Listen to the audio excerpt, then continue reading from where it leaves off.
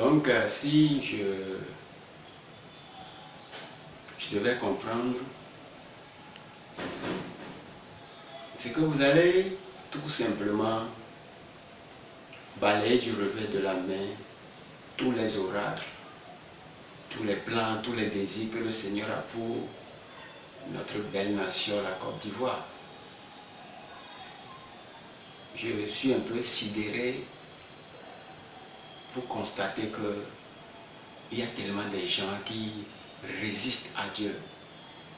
Ils prennent tout le temps pour tout simplement résister au Seigneur de gloire, celui qui gouverne tous les peuples, qui gouverne les nations de la terre. Vous savez, c'est Dieu qui gouverne les peuples. Donc, je voudrais comprendre dans quel sens ou pour quel but et objectif un homme de ce rang, je fais allusion au feu, l'ex-premier ministre de la Côte d'Ivoire, M. Grand Coulibaly, par quelle alchimie on fait un honneur national à une telle personne de ce rang, de façon peut-être aussi précipitée pour une nation, pour y croire selon la parole de Dieu et pour vraiment être sincère avec soi. La Côte d'Ivoire est en crise. Et on fait l'honneur national à une personne de ce rang sans la participation effective de toute la classe politique, spirituelle, passant par un processus de réconciliation nationale. Voulez-vous dire que vous êtes joyeux, plaisant dans une nation, dans un Côte d'Ivoire divisé, rempli d'amertume, de haine ethnique, tribale? C'est ce que vous voulez dire? On va enterrer cet homme sans la participation de toute l'énergie de la Côte d'Ivoire. Je préconise en tant qu'un prophète de Dieu un conseil spirituel des nations, un retour effectif de l'ancien chef d'État Laurent Gbagbo. Cela allait être très efficace. Cela allait jouer un rôle prépondérant dans la réconciliation nationale avant qu'on ne pense à comment inhumer le Premier ministre, Grand Coulibaly. Je pense qu'en termes normaux, dans une politique normale de réconciliation nationale, je crois qu'il est important qu'il y ait la participation de toute la classe politique. Parce qu'en fait, il ne s'agit pas juste d'une personne. Oui, c'est vrai, c'est quelqu'un qui n'est pas forcément aimé ou approuvé de tout le monde, mais aussi longtemps qu'il a une fois été dans les fonctions publiques de haut niveau de la nation. C'est important que toute la classe politique, religieuse ou spirituelle, puisse y participer, qu'il y ait une réconciliation nationale d'abord. Moi, c'est ce que je pense. Que cet homme ne retourne pas devant Dieu dans l'atmosphère qu'on voit en Côte d'Ivoire présentement. Dans une atmosphère de haine et de division. Non, il faut que la Côte d'Ivoire soit unie d'abord. Moi, je pense que rien ne nous pousse. Rien ne pousse à ce qu'on enterre l'ex-premier ministre, paix à son âme. Rien ne pousse qu'on l'enterre très vite, aussi précipité. Moi, je conseille que les leaders politiques en Côte d'Ivoire réfléchissent très bien à ce qu'ils vont faire. Il est important que toute la classe politique puisse participer. Ce serait un véritable geste ou un acte de grandeur de la part des politiques ivoiriens aux yeux du monde, devant l'opinion et même aux yeux de l'Éternel Dieu. Parce que Dieu n'a jamais pensé à une Côte d'Ivoire divisée. Cela ne fait pas partie du plan de Dieu. Donc j'interpelle toute la classe politique d'y réfléchir encore. Vous voulez toujours que cette nation soit divisée? C'est ça. Allez-vous pouvoir supporter les choses qui arriveront si vous ne continuez pas à résister à Dieu? Donc on va enterrer le Premier ministre, un Premier ministre, sans l'ex-seul chef d'État, sans la participation de toute la classe politique, avec tout ce que nous savons que chacun représente dans cette nation. Allez-vous maintenir la division, la haine? Allez-vous maintenir cet état d'esprit pour inhumer une telle personne? Est-ce le maudire, l'envoyer en enfer? Est-ce rendre son âme captive? Partir dans la haine, dans la division de la Côte d'Ivoire qu'il avait gouverné en tant que Premier ministre? Réfléchissez encore à cela. Réfléchissez beaucoup à cela. Et je demande vraiment que toute la Côte d'Ivoire puisse prendre en compte ce que je dis. J'ai juste attendu pour voir comment ça allait être, mais je me suis rendu compte que beaucoup s'en foutent pas mal du plan de Dieu et je ne pourrais pas expliquer les choses qui pourront en découler. Faites beaucoup attention et pensez-y. Je profite de l'occasion pour demander à tous les prophètes de la Côte d'Ivoire, tous les prophètes, tous les hommes de Dieu qui ont reçu des visions, des révélations sur la Côte d'Ivoire, de s'unir.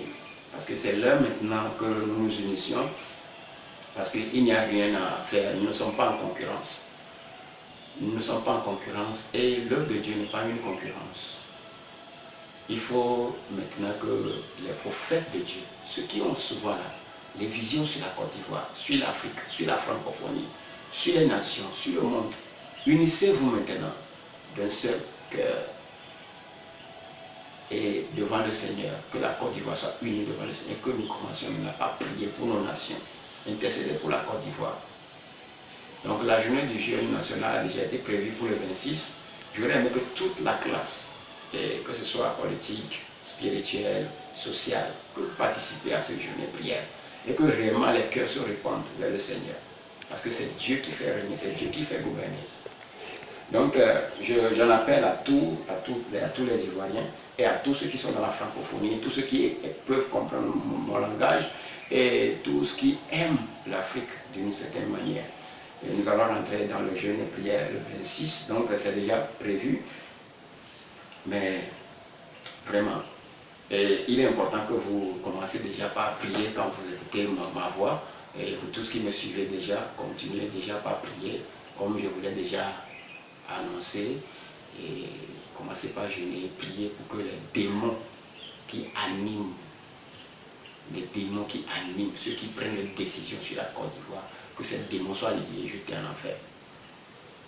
Je dis la paix pour la Côte d'Ivoire. Je déclare la paix pour la Côte d'Ivoire. Je le dis encore, la paix pour la Côte d'Ivoire.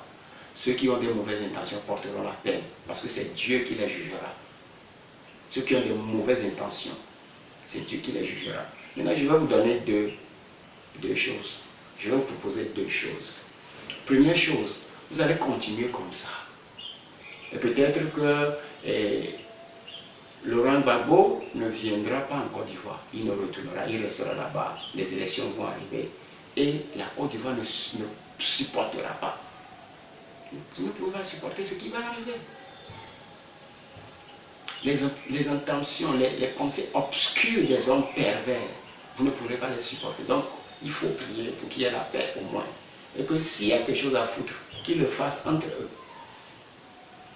Mais que ceux qui craignent le Seigneur soient préservés. Parce que là, ce serait insupportable. Et moi, je suis un messager de la paix. Il me dit la paix pour la Côte d'Ivoire. Réfléchissez un peu à ce que je suis en train de dire. La deuxième proposition, c'est le retour imminent du chef de l'État et de l'ancien chef de l'État, Laurent Gbagbo. Et nous prions aussi pour la préservation de sa vie à cause des mauvaises intentions à cause des gens mal intentionnés. Que nous prions et que nous lions tous les esprits de division, tous les esprits de guerre, tous les esprits de haine ethnique, tribale, et que nous prions que le Seigneur intervienne d'une façon très rapide et efficace dans la vie, dans la vie politique sociale de la Côte d'Ivoire. C'est important, parce que je ne peux pas vous dire les choses. Que le Seigneur fasse grâce à la nation ivoirienne. Maintenant, pour ce que vous avez déjà commencé comme honneur national. Quelle nation?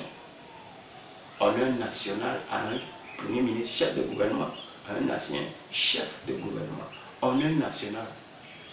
Quelle nation? Nation divisée? Nation remplie de haine? Qui font l'honneur au juste? Tous les Ivoiriens? C'est eux tous. Réfléchissez à cela. Parce que cela aura des conséquences futures insupportables. Donc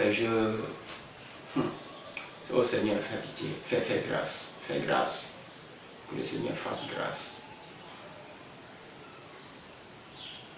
Je vous exhorte à y penser encore, réfléchissez à cela. Vous pouvez encore reculer la date de l'enterrement et penser à une réconciliation nationale avec la participation de toute la classe politique. Soyez avisés. Soyez avisés. Je dis shalom à toute la nation ivoirienne, je dis shalom à toute la Côte d'Ivoire. J'avais déjà donné les instructions, les requêtes pour lesquelles nous allons prier. Nous allons prier pour la Côte d'Ivoire, nous allons prier pour le Cameroun, nous allons prier pour le Gabon, nous allons prier pour le Congo. Donc voilà les différentes nations pour lesquelles nous allons prier. Et je veux aussi que vous vous rappelez du Togo. Le Seigneur est un Dieu fidèle et il accomplira beaucoup de choses dans la francophonie, il accomplira beaucoup de choses en Afrique. Le réveil de l'Église est imminent, et je crois que le Seigneur va faire de grandes choses à partir de l'Église de Jésus-Christ parmi les nations, parce que Dieu désire être au centre de la civilisation africaine, que les peuples prennent conscience de cela et du plan de Dieu pour les nations. Soyez bénis partout où vous êtes. Vous avez écouté la voix du prophète Foulman Ebenezer. Vous avez il y a déjà mes contacts sur l'écran. Et pour plus de détails, j'en appelle à la conscience de tous les Ivoiriens, de toute la classe politique et de tous les leaders, de tous les élites de l'Afrique et de la Côte d'Ivoire. Prenez en compte les paroles prophétiques, les instructions prophétiques. Il y a beaucoup de prophètes en Côte d'Ivoire. Je vous salue tous pour l'œuvre que vous êtes en train de faire. Nous allons être unis devant le Seigneur et continuer la prière, continuer l'œuvre de la sainteté pour la paix de nos nations. Soyez bénis. Je dis shalom à tout le monde. Shalom, Côte d'Ivoire, bien-aimé de Dieu.